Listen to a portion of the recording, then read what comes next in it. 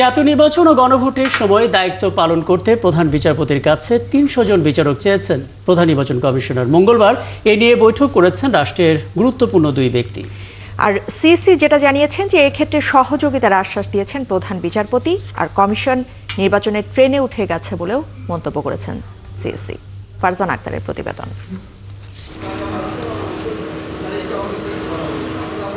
ত্রয়োদশ জাতীয় সংসদ নির্বাচন ও গণভোটের তফসিল সামনে রেখে প্রধান বিচারপতি সৈয়দ রেফাত আহমেদের সঙ্গে সাক্ষাৎ করেছেন প্রধান নির্বাচন কমিশনার। তফসিল ঘোষণার পর নির্বাচনী কাজ যেন বাধাগ্রস্ত না হয় সেসব বিষয়ে আলোচনা হয় ওই সাক্ষাতে। বৈঠক শেষে সিইসি জানান, আসন্ন নির্বাচনে ম্যাজিস্ট্রেসি দায়িত্ব পালনের জন্য ৩০০ জন বিচারক দেওয়ার আশ্বাস দিয়েছেন প্রধান বিচারপতি। ইলেকট্রাল ইনকোয়ারি কমিটির যাতে ওনারা ডেপ্লয় করবেন আমাদের শিডিউল ঘোষণার সাথে সাথে এই কাজটা যাতে ত্বরান্বিত করেন উনি, সেটা ওনাকে একটু রিকোয়েস্ট করেছে। সিসি বলেন, নির্বাচনের ট্রেনে উঠে গেছে তার কমিশন। এদিকে তফসিল ঘোষণার জন্য ভাষণ চূড়ান্ত করেছেন সিইসি। বুধবার রাষ্ট্রপতির সাথে সাক্ষাৎ শেষে সন্ধ্যায় অথবা বৃহস্পতিবার যে কোনো সময় ত্রয়োদশ জাতীয় সংসদ নির্বাচন ও গণভোটের তফসিল ঘোষণা করা হতে পারে। ফারজান আক্তার, ৭১, ঢাকা। নির্বাচনে প্রত্যক্ষভাবে প্রভাব বিস্তার করে তফসিল ঘোষণার পর এমন কোনো কাজ করবে না অন্তর্বর্তী সরকার, কিন্তু এর বাইরে সব কাজই তারা করবে। ক্রয় সংক্রান্ত উপদেষ্টা কমিটির বৈঠক শেষে এমনটিই জানিয়েছেন সরকারের অর্থ উপদেষ্টা সালাউদ্দিন আহমেদ। তবে কোনো অধ্যাদেশ এই সময়ে হবে কিনা তা স্পষ্ট করেননি উপদেষ্টা। আর জ্বালানি উপদেষ্টা জানিয়েছেন ৯১৮ মেগাওয়াটের ১২টি সোলার প্রকল্পের অনুমোদন দেওয়া হয়েছে। বাকিটা জানাচ্ছেন শারমিনীরা।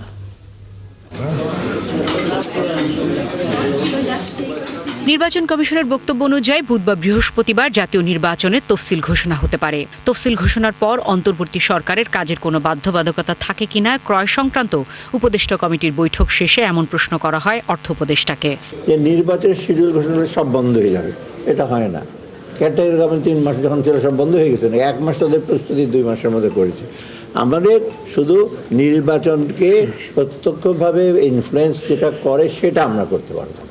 অধ্যাদেশের ব্যাপারে আমরা এখন জানি না, নতুন কোনো অধ্যাদেশের ব্যাপারে এসে না, এখন ব্যাংক রেজুলেশন অ্যাক্ট পাস হয়ে গেছে, এনবিএফ একটা পাস হয়ে গেছে। রোজাকে সামনে রেখে চাল, খেজুর, ডাল ও ছোলা আমদানির প্রস্তুতি রাখছে সরকার। এ সময় নভেম্বরে বেড়ে যাওয়া মূল্যস্ফীতি নিয়েও কথা বলেন তিনি। আর মূল্যস্ফীতি একটা জিনিস যে শুধু মনিটারি পলিসি টাইট করে, ইন্টারেস্ট টাইট করে হয় না, সাপ্লাই সাইডটা অনেক ভেরি ইম্পর্টেন্ট। পুনঃ দরপত্র হওয়া শিক্ষার্থীদের জন্য বিনামূল্যের পাঠ্য বই জানুয়ারির মধ্যে দেওয়া সম্ভব হবে বলে জানান অর্থ উপদেষ্টা ডক্টর সালাউদ্দিন আহমেদ। সবগুলো আমরা অ্যাপ্রুভ করেছি, আগেরগুলো হচ্ছে, এবং আশা করি পাঠ্য পুস্তকগুলো এবার যথাসময়ে পাবো। হয়তো এদিক সেদিকটা হবে, বাট কোনো বেশি ডিলে হবে না, হওয়ার কথা না, এবং আশ্বাস দিয়েছেন উপদেষ্টা। আর কোয়ালিটি আমরা মেনটেন করছি, এটা সার্বিকভাবে। কতদিন দেরি হতে পারে স্যার? এইটা আমি ডেটটা বলবো, এটা না, উনি বলেছেন আমরা যথাসম্ভব আমরা জানুয়ারির মধ্যে আমরা যেটা টার্গেট আমরা করব। এদিকে বৈঠকে ৯১৮ মেগাওয়াটের ১২টি সোলার প্রকল্পের অনুমোদনের কথা জানান জ্বালানি উপদেষ্টা ফাউজুল কবির খান। যে 12টা প্রকল্প আছে, এই 12টা প্রকল্প প্রত্যেকটাতেই আমরা 2-3 সেন্ট করে দাম পার কিলোওয়াট আওয়ার 2-3 সেন্ট করে দাম কম পেয়েছি, এবং এর ফলে সার্বিকভাবে 1 বছরে 420 কোটি টাকা সাশ্রয় হবে। তিনি বলেন, এলএনজি ব্যয়বহুল, যা আমদানি করে চাহিদা মেটানো সম্ভব নয়। শারমিনীরা, ৭১, ঢাকা। দেশকে এগিয়ে নেওয়ার বিস্তারিত পরিকল্পনা শুধু বিএনপিরই আছে, আর কোনো দলের নেই। মঙ্গলবার দেশ গড়ার পরিকল্পনা শীর্ষক বিশেষ কর্মসূচিতে এমনটা বলেছেন দলটির ভারপ্রাপ্ত চেয়ারম্যান তারেক রহমান। সেই সাথে তিনি আরও জানিয়েছেন, দেশের স্বাধীনতা এবং সার্বভৌমত্ব শুধু জাতীয়তাবাদী দলের উপরই নির্ভর করছে। সবুজ মাহমুদের রিপোর্ট। ভবিষ্যতের বাংলাদেশ নিয়ে মতামত জানতে বিএনপির বিশেষ কর্মসূচি দেশ গড়ার পরিকল্পনা। এখানে পাওয়া মতামতের ভিত্তিতেই তৈরি করা হবে নির্বাচনী ইস্তেহার। 7 দিনব্যাপী এই কর্মসূচির তৃতীয় দিনে দেশ গড়তে বিস্তারিত পরিকল্পনা তুলে ধরেন বিএনপির ভারপ্রাপ্ত চেয়ারম্যান জনাব তারেক রহমান। অনুষ্ঠানে লন্ডন থেকে ভার্চুয়ালি যুক্ত হন তিনি। যখন আমরা সকলকে মিলে, সকলকে সাথে নিয়ে যখন দেশ গড়ার কাজে হাত দিব, একমাত্র তখনই সম্ভব। বিভাজন রেখে, বিভক্তি রেখে, একজনকে ভেতরে একজনকে বাইরে রেখে কিন্তু আমরা দেশ গড়তে পারবো না। তিনি বলেন, ক্ষমতায় থাকার সময় বিএনপি দেশকে দুর্নীতির তকমা থেকে বের করে এনেছিল। শহীদ রাষ্ট্রপতি জিয়াউর রহমান যখন এই দেশের শাসনভার পেলেন, দেশ পরিচালনার দায়িত্ব পেলেন, আমরা এই দেশ থেকে বিএনপি সরকার, শহীদ রাষ্ট্রপতি জিয়াউর রহমানের সরকার এই দেশকে দুর্নীতি থেকে বের করে, এই দুর্ভিক্ষ থেকে বের করে শুধু যে খাদ্য উৎপাদন বৃদ্ধি করলেন তাই নয়, দেশ থেকে আমরা খাদ্য পর্যন্ত রফতানি করেছিলাম। হতে পারে অল্প, কিন্তু রফতানি আমরা করেছিলাম। এ সময় তিনি বলেন, দেশকে এগিয়ে নিতে দুর্নীতির লাগাম টানতে হবে। দেশের স্বাধীনতা এবং সার্বভৌমত্ব বলেন বিএনপির কাছে নিরাপদ। দেশের দুর্নীতির লাগাম টেনে ধরা বলেন এটিও বিএনপির ট্র্যাক রেকর্ড রয়েছে। দেশের আইন শৃঙ্খলা পরিস্থিতি কঠোর হস্তে নিয়ন্ত্রণ করার এটিরও বিএনপির ট্র্যাক রেকর্ড রয়েছে। প্রিয় সহকর্মীবৃন্দ, অনুষ্ঠানে দেশ গড়তে বিস্তারিত পরিকল্পনা তুলে ধরে জনাব তারেক রহমান বলেন, এ নিয়ে অন্যান্য দলের কোনো পরিকল্পনা নেই। আর যতগুলো রাজনৈতিক দল আছে যারা আগামী নির্বাচনে পার্টিসিপেট করতে চায়, আর কার এইরকম পরিকল্পনা আপনারা গত 1 বছরে দেখেছেন বা শুনেছেন বা জেনেছেন?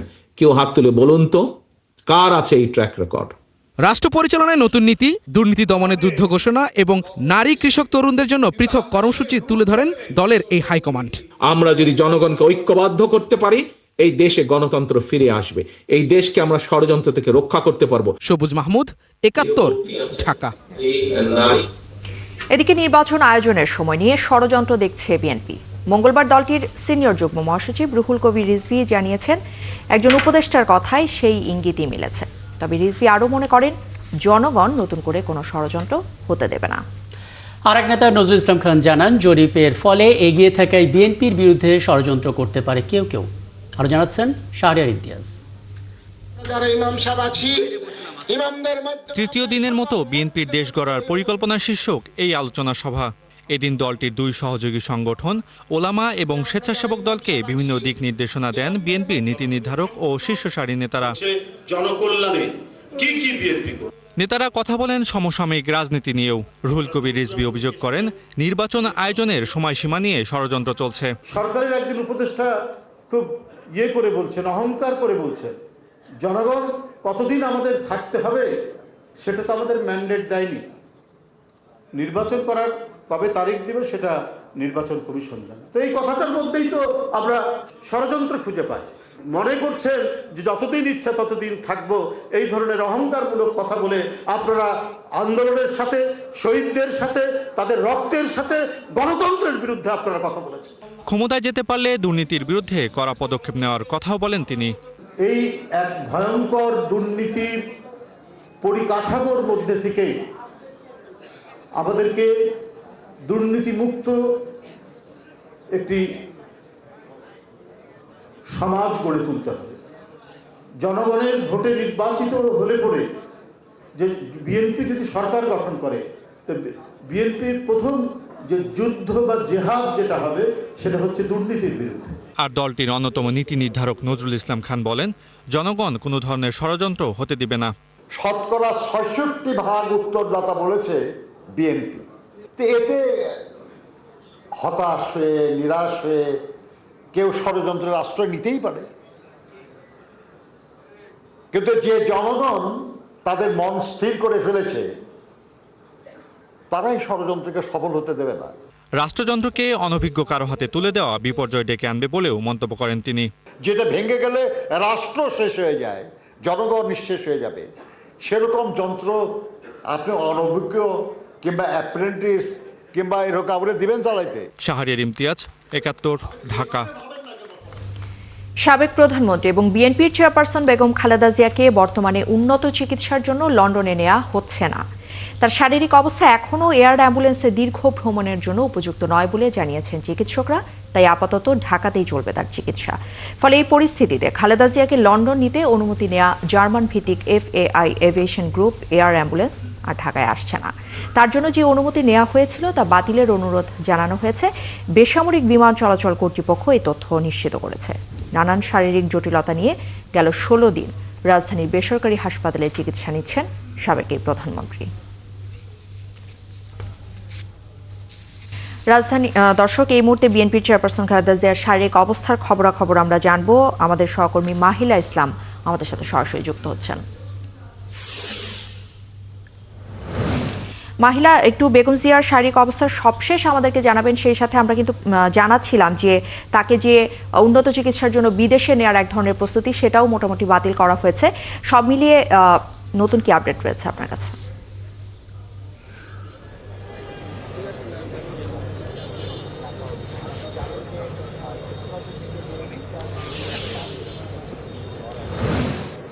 ইসরাত, আপনাকে ধন্যবাদ।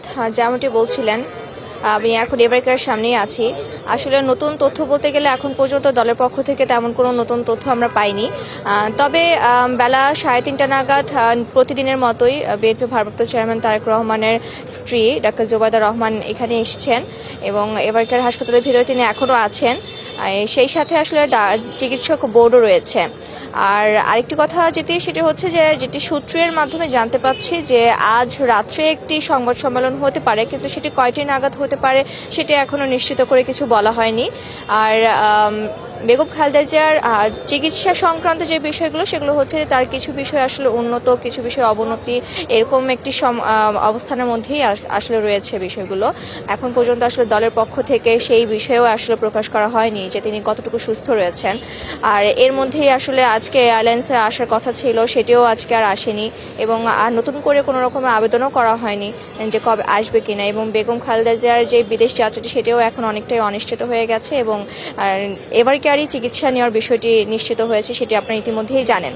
কিন্তু এখন এই সার্বিক পরিস্থিতিটা এবং সার্বিক যেই বিষয়টির সিদ্ধান্ত নিল মেডিকেল বোর্ড, সেটি কিন্তু এখন পর্যন্ত বিএনপির পক্ষ থেকে বা বিএনপি চেয়ারপারসন বেগম খালেদা জিয়ার চিকিৎসক বোর্ডের পক্ষ থেকে নিশ্চিত করে সংবাদ মাধ্যমে জানানো হয়নি।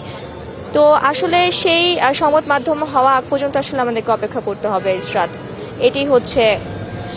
মাহিলা, আপনাকে ধন্যবাদ। দর্শক, এভার কেয়ারের সামনে থেকে আমাদের সাথে যুক্ত হয়েছিলেন আমাদের সহকর্মী মাহিলা ইসলাম। যাচ্ছি পরের প্রসঙ্গে। রাজধানীর মোহাম্মদপুরে মা মেয়ে হত্যার ঘটনায় কথিত গৃহকর্মীকে আসামি করে মামলা হয়েছে। রাতে বেশ কয়েকটি অভিযান করলেও এখন পর্যন্ত তাকে গ্রেফতার করতে পারেনি পুলিশ। তারা বলছে খুব দ্রুতই এই হত্যার রহস্য উন্মোচিত হবে। এদিকে শুধু নভেম্বরে রাজধানীতে 17টি হত্যাকাণ্ড ঘটেছে বলে জানিয়েছে ডিএমপি, যার অধিকাংশেরই রহস্য উন্মোচন করার দাবিও করেছে পুলিশ। বিস্তারিত জানাচ্ছেন সাজিদ সরকার।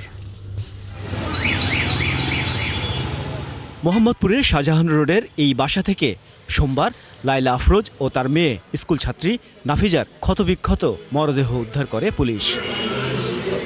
এই হত্যায় এখন পর্যন্ত অন্যতম সন্দেহভাজন কাজের বুয়া কথিত আয়শা, যিনি ঘটনার দিন সকাল 7:52 বোরকা পরে বাসায় ঢোকেন আর 9:30 পর নিহত নাফিজার স্কুল ড্রেস পরে ব্যাগ নিয়ে বের হয়ে যায়। পরিবার বলছে আয়শার শরীরের কিছু অংশ পোড়া, তাই সবসময় নিজেকে আড়াল করে রাখতেন।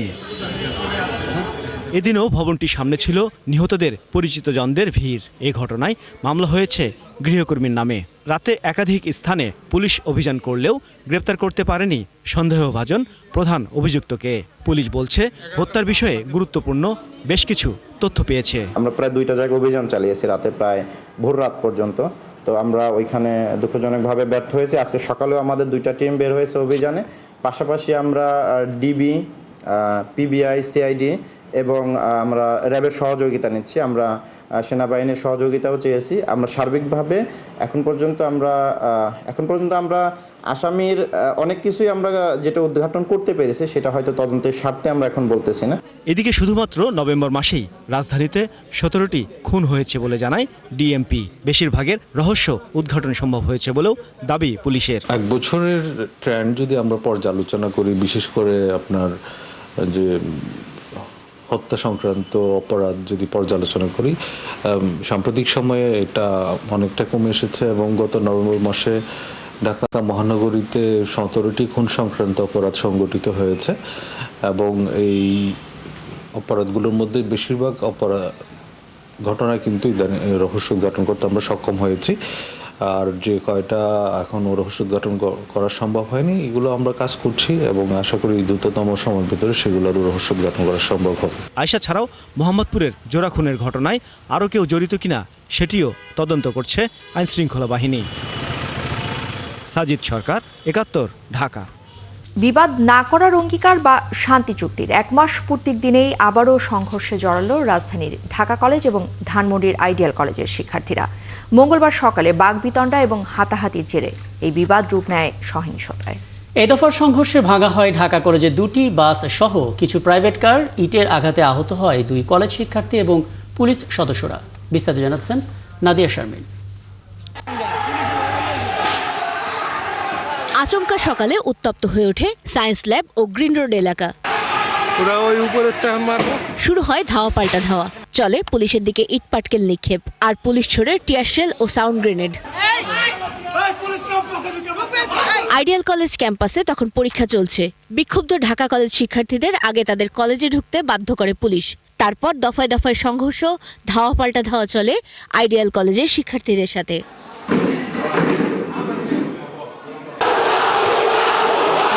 এক পর্যায়ে পুলিশের একটি দল কলেজে ঢুকে শিক্ষক ও শিক্ষার্থীদের সাথে কথা বলেন। সেখানেও চলে বাগবিতণ্ডা। ঢাকা কলেজের দেখলাম একটা বাসে তোমরা আক্রমণ করছো বা বাস ভাঙচুর করছো, এখন কি কারণে করছো এটা আমি এখনো জানি না। স্টিল নাও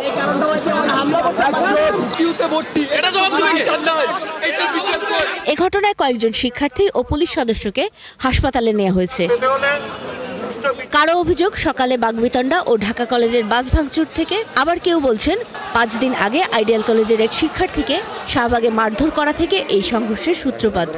গত পরশু এখান থেকে আমার একটা ফ্রেন্ডকে মারছে। আজকে সকালে এরকম 8টা এইদিকে ডিসি ঢাকা ঢাকা কলেজের কিছু ছেলে পেলে এখানে আসছে, পুলিশ তাদের কিছু বলে না, উল্টা আমাদের একটা ফ্রেন্ডকে নিয়ে গেছে। আমরা এক্সামের সময় সবাই আসতেছি, 5-6 জন মিলে আমাদের কনকর্ডে আড্ডা দিতেছি আমরা। ওই ক্ষেত্রে ঢাকা কলেজ স্টুডেন্ট 10-12 জন আইছে, পুলিশও আইসে পিছিয়ে। তারপর ঢাকা কলেজ স্টুডেন্ট পিছিয়ে চলে গেল, পুলিশ সামনে গেল, পুলিশ সহ ঢাকা কলেজ স্টুডেন্ট ধাওয়া দিল আমাদের বন্ধুরা বাসে করে আসতে পারে না, লুকাই লুকাই পিছনে আসে আঙ্কেল।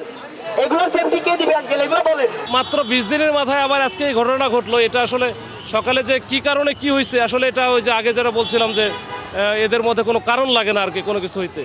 তো আজকে ওই ঢাকা কলেজের একটা বাসে মনে হয় আইডিয়াল কলেজের কিছু স্টুডেন্ট গিয়ে প্রথমে অ্যাটাক করে। এর প্রেক্ষিতে আবার ঢাকা কলেজের বেশ কিছু ছেলেপেলে তখন এই প্রতিশোধ নেওয়ার জন্য বা এটার প্রতিকার চাওয়ার জন্য তারা আবার এই আইডিয়াল কলেজের দিকে আসে। এখানে এসে 2 পক্ষের মধ্যেই ধাওয়া পাল্টা ধাওয়ার মতো হয়। এর মধ্যে পুলিশ আসে। পুলিশ ও শিক্ষকদের অনুরোধে শিক্ষার্থীরা শান্ত হলেও পুলিশ বেরিয়ে যাওয়ার পরই আবার ছড়িয়ে পড়ে উত্তেজনা। এ সময় পুলিশ আবার ফিরে আসে এবং আইডিয়াল কলেজ, ল্যাবএইড ও পপুলার হাসপাতালের সামনে অবস্থান নেওয়া শিক্ষার্থীদের ছত্রভঙ্গ করে দেয়। এর আগে গত 9 নভেম্বর নিউ মার্কেট থানার মধ্যস্থতায় ঢাকা কলেজ ও ধানমন্ডি আইডিয়াল কলেজের শিক্ষার্থীদের মধ্যে শান্তি চুক্তি করা হয়। সেই অনুষ্ঠানে উভয় পক্ষই গোলাপ হাতে আর মুখে বন্ধুত্বের স্লোগানে ভবিষ্যতে আর সংঘর্ষে না জড়ানোর অঙ্গীকার করলেও 1 মাসও টিকল না সেই অঙ্গীকার। নাদিয়া শারমিন, 71, ঢাকা। প্রশাসন গণমাধ্যম নিয়ন্ত্রণ এবং ভারতের উপর ভর করে কেউ কেউ ক্ষমতায় যেতে চায় বলে অভিযোগ করেছেন এনসিপি নেতা হাসরাত আব্দুল্লাহ। মঙ্গলবার আন্তর্জাতিক অপরাধ ট্রাইব্যুনালে এমন সাক্ষ্য দেওয়ার পর এই মন্তব্য করেন তিনি। সেই সাথে তিনি কিন্তু তার জবানবন্দিতে আরও যেটা জানিয়েছেন যে ক্ষমতায় থাকাকালে মিলিটারি গণমাধ্যম এবং বিচার বিভাগকে একচ্ছত্রভাবে নিয়ন্ত্রণ করতেন শেখ হাসিনা। আর গুমের একটি মামলায় অভিযোগ গঠনের জন্য 14 ডিসেম্বর দিন ঠিক করেছেন ট্রাইব্যুনাল। মাইনুল মারুফ জানাচ্ছেন বিস্তারিত। জুলাই অভ্যুত্থানের প্রথম শহীদ আবু সাইদ হত্যা মামলায় সকালে আন্তর্জাতিক অপরাধ ট্রাইব্যুনালে সাক্ষ্য দিতে আসেন হাসনাত আব্দুল্লাহ। 11টার দিকে শুরু হয় সাক্ষ্য গ্রহণ। জবানবন্দিতে জুলাই আন্দোলনের প্রেক্ষাপট, আইনশৃঙ্খলা বাহিনী, আওয়ামী লীগ ও ছাত্রলীগের নৃশংসতার বর্ণনা তুলে ধরেন হাসনাত। পরে তিনি বলেন, এই হত্যা মামলায় জড়িতদের কঠোর শাস্তি দিতে হবে। আবু সাইদ থেকে ওয়াসিম এবং সেদিনে সারা বাংলাদেশে 6 জন শিক্ষার্থীকে গুলি করে হত্যা করা হয়। যত আনজাস্টিফাইড অর্ডার আছে এই অর্ডারগুলো যারা বাস্তবায়ন করেছে শুধুমাত্র পোস্টিং প্রমোশনের জন্য, প্রত্যেকটা সংস্থার মধ্যে এমন ছিল। আমরা আসলে তাদের বিচার চাচ্ছি। তিনি আরো বলেন, প্রশাসন গণমাধ্যম নিয়ন্ত্রণ করে এবং ভারতের সমর্থন নিয়ে কেউ কেউ ক্ষমতায় যেতে চায়, তবে এনসিপি শুধুই জনগণের উপর নির্ভর করে। আমরা জনগণকে সাথে নিয়ে, জনগণ যদি আমাদেরকে ম্যান্ডেট দেয়, জনগণকে যদি তারা যদি মনে করে আমরা ক্ষমতায় যাওয়ার উপযোগী আমরা যাইতে চাই, কোনো মিডিয়াকে নিয়ন্ত্রণ করার মধ্য দিয়ে, ব্যুরোক্রেসিকে নিয়ন্ত্রণ করার মধ্য দিয়ে, মিলিটারিকে নিয়ন্ত্রণ করার মধ্য দিয়ে, পাশের দেশ ভারতের কনসেন্ট নিয়ে আমরা কোনো ক্ষমতায় যেতে চাই না। এদিন ট্রাইব্যুনাল একে আওয়ামী লীগের আমলে জেআইসি সেলে গুম করে নির্যাতনের মামলায় হাজির করা হয় গ্রেপ্তার 3 সেনা কর্মকর্তাকে। শেখ হাসিনা ও সেনা কর্মকর্তা সহ 13 জনের পক্ষে ও বিপক্ষে শুনানি করেন আইনজীবীরা। এই মামলায় অভিযোগ গঠনের জন্য 14 ডিসেম্বর দিন ঠিক করেছেন ট্রাইব্যুনাল। যে সময়ে victim mister brigadier general Azmi এবং মাইকেল চাকমাকে অপহরণ করে গুম করে রাখা হয়, সেই সময়ে এই 2 জনের সহ মিস্টার সরওয়ার হোসেন 3 জনে ওই ডিজিএফে কর্মরত ছিলেন না, অর্থাৎ তাদের পোস্টিং হয় নাই। আমরা আমাদের সাক্ষ্য প্রমাণ থেকে একটি ডকুমেন্ট কেবল দেখিয়েছি, যেই ডকুমেন্টে ডিজিএফআই স্পষ্টভাবে বলে দিয়েছেন তাদের সরকারি চিঠির মাধ্যমে যে জয়েন্ট ইন্টারোগেশন সেন্টার বা জেআইসি নামে যে প্রতিষ্ঠানটা ছিল, এটি ডিজিএফআইয়ের একটি বিশেষ ব্যুরো, যেটা হচ্ছে CTIB, counter terrorism intelligence bureau. এই ব্যুরোর অধীনে পরিচালিত একটি সংগঠন, একটি স্থাপনা, এবং এই স্থাপনার পরিচালনার দায়িত্বে যারা ছিলেন তাদেরকেই এই মামলায় আসামি হিসেবে নিয়ে আসা হয়েছে। এই মামলায় আসামিদের বিরুদ্ধে 2015 সালের 22 অক্টোবর থেকে 2024 সালের আগস্ট পর্যন্ত 26 জনকে গুম করার অভিযোগ আনা হয়েছে। মাইনুল মারুফ, 71, ঢাকা। শত বছরেও কেন আরেকজন বেগম রোকেয়া তৈরি হলো না, এরকম একটি আক্ষেপ করেছেন প্রধান উপদেষ্টা ডক্টর মোহাম্মদ ইউনূস। মঙ্গলবার বেগম রোকেয়া দিবস উদযাপন এবং সম্মাননার প্রধান অনুষ্ঠানে এমন মন্তব্য করেন তিনি। প্রধান উপদেষ্টা বলেন, মেয়েরা গণ অভ্যুত্থানের নেতৃত্ব দেখিয়েছে এবং তাদের হাত ধরেই নতুন বাংলাদেশের যাত্রা শুরু হয়েছে। আরও জানাচ্ছেন মোহন ইসলাম। বেগম রোকেয়া দিবস 2025 উদযাপন ও সম্মাননা অনুষ্ঠানে যোগ দেন প্রধান উপদেষ্টা ডক্টর মোহাম্মদ ইউনূস। প্রতি বছরের মতো এবারেও 4 ক্যাটাগরিতে 4 জন নারীকে রোকেয়া পদক তুলে দেন তিনি। এর মধ্যে নারী শিক্ষায় রুভানা রাকিব, নারী অধিকারে কল্পনা আক্তার, নারী জাগরণে ঋতুপর্ণা চাকমা ও মানবাধিকার ক্যাটাগরিতে নাবিলা ইদ্রিসকে এ পদক দেয়া হয়। পরে তার বক্তব্যে তুলে ধরেন বেগম রোকেয়ার কথা, আক্ষেপ করে বলেন 100 বছর পার হলেও আরেকজন রোকেয়া তৈরি হলো না। আমরা 100 বছর পরেও আরেকজন রোকেয়া সৃষ্টি করতে পারি নাই, এটা আমাদের দুর্ভাগ্য। তিনি যেসব দিক নির্দেশনা দিয়ে গেছেন, যেসব স্বপ্ন দেখিয়ে গেছেন, এই স্বপ্নকে আমরা আমলে আনতে পারিনি। কথা বলেছি, অগ্রসর হতে পারিনি। 1974 সালে দুর্ভিক্ষের কথা স্মরণ করেন প্রফেসর ইউনূস। বলেন, এমন দুর্যোগে প্রথম আঘাত আসে মেয়ে ও শিশুদের ওপরে। তাদের মধ্যে বহু মহিলার মৃতদেহ, তার সন্তানের মৃতদেহ। জুলাই অভ্যুত্থানে মেয়েদের নেতৃত্বের কথাও তুলে ধরেন প্রধান উপদেষ্টা। নারীদের সামনে রেখে নতুন বাংলাদেশ গড়ারও আহ্বান জানান তিনি। গণ অভ্যুত্থান পরবর্তী নারী সমাজ সেটা ভিন্ন নারী সমাজ, নতুন বাংলাদেশ গড়ার নারী সমাজ। এদের মাধ্যমে এই নতুন বাংলাদেশের যাত্রা শুরু। তারা শুধু নারীদের নয়, সবাইকে উজ্জীবিত করবে। সেই জন্য তাদেরকে উঁচু করে ধরে রাখা আমাদের জন্য এত দরকার। এ সময় মহিলা ও শিশু বিষয়ক মন্ত্রণালয়ের নাম বদলে নারী ও শিশু মন্ত্রণালয় করার ঘোষণা দেন প্রধান উপদেষ্টা। তাদেরকে আবার আমরা জোরে হাততালি দিয়ে অভিনন্দন জানিয়ে দিয়েছি। মোহন ইসলাম, 71, ঢাকা। উত্তরের সীমান্তবর্তী অবহেলিত জনপদ চাঁপাইনবাবগঞ্জ বছরের পর বছর উন্নয়নে তেমন ছোঁয়া লাগেনি এই জেলায়। এবারের নির্বাচনকে ঘিরে এখানকার মানুষ এবার নতুন স্বপ্ন দেখছে। বিশেষ করে নারীরাও তাদের প্রত্যাশার কথা তুলে ধরছেন। তারা চাইছেন এবার কেন্দ্রে গিয়ে ভোট দেবেন, পাশাপাশি এমন প্রতিনিধি নির্বাচন করবেন যারা নারীদের উন্নয়নে গুরুত্ব দেবে। একেএস রোকনের তথ্য এবং ছবিতে প্রতিবেদন। আমের রাজধানী খ্যাত চাঁপাইনবাবগঞ্জ থেকে দেশের অর্থনীতিতে একটি বড় অংশ যোগান দেয়া হয় কৃষিপণ্য থেকে। আছে দেশের দ্বিতীয় বৃহত্তম স্থলবন্দর এবং রহনপুর রেল শুল্ক স্টেশন। এরপরেও এই জেলায় নেই কোনো শিল্প কারখানা। এখানকার নারী ভোটারদের তাই প্রধান চাওয়া কর্মসংস্থানের। এবারে নির্বাচনের মাধ্যমে এই সুযোগ সৃষ্টির জোর দাবি নারীদের। পাশাপাশি সব ধরনের নিরাপত্তা চান তারা। আমাদের চাঁপাইনবাবগঞ্জে কোনো কর্মস্থান নাই মেয়েদের বা বড় কারখানা নাই যে সেখানে করে আমরা চাকরি করব। আমি চাই একজন কর্মজীবী নারী হিসেবে যে আমাদের এই স্বাচ্ছন্দ্যতা নিয়ে যেন আমরা কাজ করতে পারি, মানসিক শান্তি নিয়ে যেন কাজ করতে পারি। যারা আছে তাহলে আমাদের জন্য অবশ্যই যেন ভাবে, আমরাও ওনাদের জন্য ভাববো, কারণ আমাদের চাপায়ে অর্ধেক নারী ভোটার। তাহলে আমরা চাই যে আমার নেতা নেত্রীরা আমাদেরকে উদ্যোক্তা নিয়ে ভাবুক। শিক্ষাক্ষেত্রেও উন্নয়ন চান জেলার নারীরা। বিশ্ববিদ্যালয়ে মেডিকেল কলেজ প্রতিষ্ঠার দাবি তাদের। মেয়েদেরকে বাইরে পড়াশোনা করতে যেতে হয়, এই জন্য আমরা অনেক টেনশনে থাকি বাইরে মেয়েদেরকে বিশেষ করে পাঠিয়ে।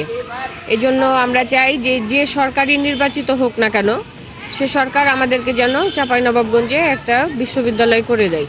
জেলার বড় একটি গোষ্ঠী এই নারীরা রাজনীতি আর কর্মজীবনেও পিছিয়ে থাকতে চান না। আমরা চাই যে আমরা সামনে যে নির্বাচন আছে, এই নির্বাচনে আমরা একটা ভালো সরকার চাই, যাতে আমরা যে নারীরা বঞ্চিত আছি, আমি চাই যে আমার মতো আরো 10 জন নারী আমার মতো এগিয়ে আসুক। এমন একটা মন্ত্রী এমপি চাই যে আমাদের এই কাজগুলোকে বাস্তবায়ন করবে এবং একটু আমাদের দিকে নজর রাখবে।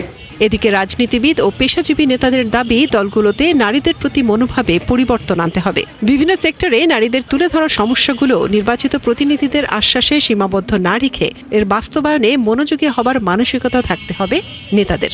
যদি মেয়েদের আসন বঞ্চিত না করে মেয়েদেরকে নমিনেশন দেওয়া হয়, তাহলে সেক্ষেত্রে হবে কি, ওই এলাকায় মেয়েরা বিভিন্ন সমস্যা যখন সম্মুখীন হবে, তখন মেয়েরা খুব কমফোর্টেবল ফিল করবে তাদের কাছে যে বিভিন্ন সমস্যার কথা বলতে। যে নমিনেশন সিস্টেমে আমরা দেখি যে নারীরা যে সরাসরি পাচ্ছে সেটা খুব কম পেয়ে থাকছে। তো সেই জায়গা থেকে আমার মনে হয় যে এই জায়গাটা দূর হওয়া দরকার। বর্তমান যে সরকার রয়েছে তার কাছে আমাদের চাওয়া থাকবে। চাঁপাইনবাবগঞ্জের 3টি সংসদীয় আসনে মোট ভোটার 14,13,238 জন। এর মধ্যে নারী ভোটার আছেন 7,01,588 জন। মনিরা কাজুরি, 71। এবার দেশের বাইরের খবর। ভারতের ওপর নতুন শুল্ক আরোপের হুমকি দিয়েছেন মার্কিন প্রেসিডেন্ট ডোনাল্ড ট্রাম্প। সোমবার হোয়াইট হাউসের এক বৈঠকে এমনটা জানিয়েছেন তিনি। ট্রাম্প বলেন, ভারত থেকে চাল এবং কানাডা থেকে সার আমদানির ওপর তার প্রশাসন নতুন শুল্ক আরোপ করতে পারে, কারণ দুই দেশে চলমান বাণিজ্য আলোচনায় কোনো উল্লেখযোগ্য অগ্রগতি হয়নি, বরং স্থবির হয়ে আছে। ভারতীয় সংবাদ মাধ্যম এনডিটিভির প্রতিবেদনে বলা হয়েছে, বৈঠকে ট্রাম্প বলেন, কৃষি পণ্য আমদানি যুক্তরাষ্ট্রের দেশীয় উৎপাদকদের জন্য বড় ধরনের চ্যালেঞ্জ তৈরি করছে। দর্শক, চলছে সংবাদ সংযোগ। সরাসরি সংবাদ ও অনুষ্ঠান দেখতে চোখ রাখবেন 71-এর ফেসবুক পেজে এবং সাবস্ক্রাইব করুন 71 ইউটিউব চ্যানেল। থাকুন 71-এর সাথে।